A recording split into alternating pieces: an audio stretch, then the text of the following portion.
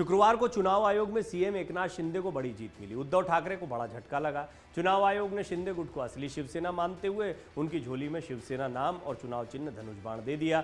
यानी अब महाराष्ट्र में की राजनीति में शिंदे के पास धनुष बाण है, नाम है शिवसेना का, असली शिवसेना वही है कानूनी तौर पर। लेकिन उठापटक जारी है उद्धव गुट में भी। उद्धव समेत कई नेताओं का कहना है कि इस फैसले के खिलाफ सुप्रीम कोर्ट जाएंगे। सबसे बड़ी बात यह है कि चुनाव आयोग ने भले ही पार्टी का नाम और चुनाव चिन्ह तीर कमान शिंदे गुट को दे दिया, लेकिन क्या शिंदे को जनता शिवसेना का राजनीतिक उत्तराधिकारी मानेगी? क्या उद्धव ठाकरे के अस्तित्व पर खतरा आ गया है? क्या महाराष्ट्र में हार्डकोर हिंदुत्व का वोट शिंदे हासिल कर पाएंगे? क्या देश में ऐसा पहली बार हुआ? आगे की रिपोर्ट में हम आपको बताएंगे। कहानी कुछ और रही है। इससे पहले भी इतिहास में इस तरह की घटनाएं हो चुकी हैं और सबसे बड़ा सवाल यही, बाला साहब ठाकरे का असली उत्तराधिकारी जनता किसको मानती है?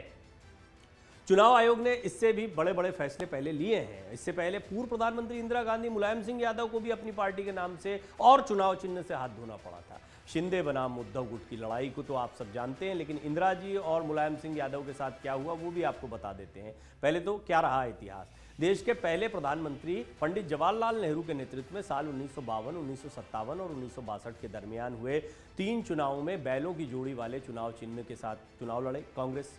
उस समय नेहरू को लगता था कि भारत एक कृषि प्रधान देश है, इसलिए उन्होंने ये चुनाव चिन्ह लिया था। नेहरू के बाद लाल बहादुर शास्त्री ने भी बैलगाड़ी चुनाव चिन्ह पर चुनाव लड़ा था। जीतने के बाद सरकार बनाई थी। लाल बहादुर शास्त्री के निधन के बाद कांग्रेस की कमान इंदिरा गांधी के हाथों में आई। हालांकि इंदिरा गांधी के नेतृत्व को लेकर इतना ज़्यादा गुस्सा और असंतोष पैदा हुआ कि वरिष्ठ कांग्रेसी नेताओं ने कांग्रेस आर का नया नाम ले लिया या दल बना लिया।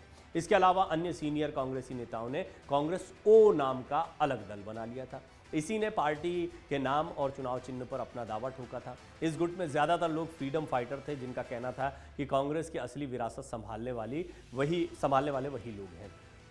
मैं आपको याद दिला दूं, आर.के. लक्ष्मण साहब ने उस समय पर एक बहुत बढ़िया कार्टून बनाया था कि इंदिरा गांधी जो है वो माइक्रोस्कोप से कांग्रेस ढूंढ, इतने टुकड़े हो गए थे। कांग्रेस में कभी कुछ बन जाता, आर बन रहा है, ओ बन रहा है, बाद में आई भी बना। बहुत सारे लोगों ने अपनी अपनी कांग्रेस बना ली थी। बहरहाल चुनाव आयोग में यह प्रकरण काफी दिनों तक चला था। अंत में चुनाव आयोग ने इंदिरा गांधी को बैलों की जोड़े वाला चुनाव चिन्ह नहीं दिया था। ये उनके लिए झटका था। मतलब उस समय जिसको असली माना जाता था वो उनको नहीं मिला।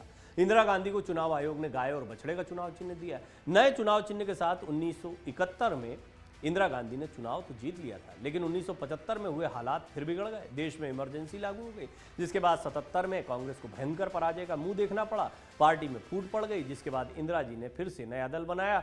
अब फिर जो आप देखते हैं ना, नाम क्या मिला था इसको, कांग्रेस आई। ये इंदिरा कांग्रेस के नाम से जाना जाता है। कांग्रेस को ये नया नाम मिला जो अभी तक चलता है। गाय और बछड़े को लेकर इंदिरा गांधी का मजाक भी उड़ाया गया था। गाय और बछड़े का चुनाव चिन्ह इंदिरा गांधी के लिए एक मजाक का सबब बनता जा रहा था। विरोधियों ने इस तरह का प्रचार शुरू कर दिया था कि गाय का मतलब इंदिरा गांधी और बछड़ा मतलब संजय गांधी। इस तरह की छींटाकशी से परेशान होकर इंदिरा गांधी ने पुराने चुनाव चिन्ह को छोड़ने का मन बना लिया था। वो नए चुनाव चिन्ह के लिए चुनाव आयोग में अपनी अर्जी लगा चुकी थी। पंजा चुनाव चिन्ह मिलने का दिलचस्प किस्सा भी जान लीजिए, जिसको अभय मुद्रा अभी राहुल गांधी कहते हैं ना, आपने सुना होगा कई बार हाल के दिनों में।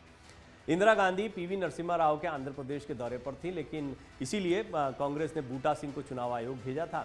बूटा सिंह से चुनाव आयोग ने यह कहा कि उन्हें हाथी, साइकिल और हाथ, इन 3 चुनाव चिन्हों में से किसी एक को चुनना होगा। 3 में से एक नाम को चुनने की वजह से बूटा सिंह काफ़ी असमंजस में थे। ऐसे में उन्होंने इंदिरा गांधी को फ़ोन लगाकर पूरी बात बताई और कोई एक चुनाव चिन्ह चुनने के लिए कहा। उन्होंने इस बात की भी ताकीद की कि वो अगले दिन तक कोई एक चुनाव चिन्ह तय कर लें, वरना बिना सिंबल के ही चुनावी मैदान में जाना पड़ेगा। जिस दिन ये तय करना था कि हाथ, हाथी और साइकिल में से किसको चुनना है, तब बूटा सिंह ने इंदिरा गांधी को फ़ोन मिलाकर कहा कि मेरे हिसाब से हाथ चुनाव चिन्ह बेहतर होगा। लेकिन बूटा सिंह की आवाज़ में इंदिरा गांधी को हाथ, हाथी शब्द सुनाई पड़ा। इसके बाद इंदिरा गांधी ने कहा कि नहीं, हाथ ठीक रहेगा। दूसरी तरफ से बूटा सिंह ने फिर कहा कि मैं भी तो वही बात कह रहा हूँ, हाथ चुनाव चिन्ह ठीक रहेगा। बावजूद इसके इंदिरा गांधी को दोबारा भी हाथ की जगह हाथी शब्द सुनाई पड़ा। जल्लाकर इंदिरा गांधी ने फ़ोन पीवी नरसिम्हा राव को दे दिया। 15 भाषाओं को जानने वाले राव ने बूटा सिंह से बात की तो उन्हें माजरा समझ से देर न लगी। उन्होंने एक ही लाइन में पूछा कि आपका मतलब पंजा है ना, जिस पर बूटा सिंह ने कहा कि हाँ, उन्होंने जवाब दिया। इस तरह से कांग्रेस को पंजा चुनाव चिन्ह मिला, जो आज तक चल रहा है और ये नाम भी है।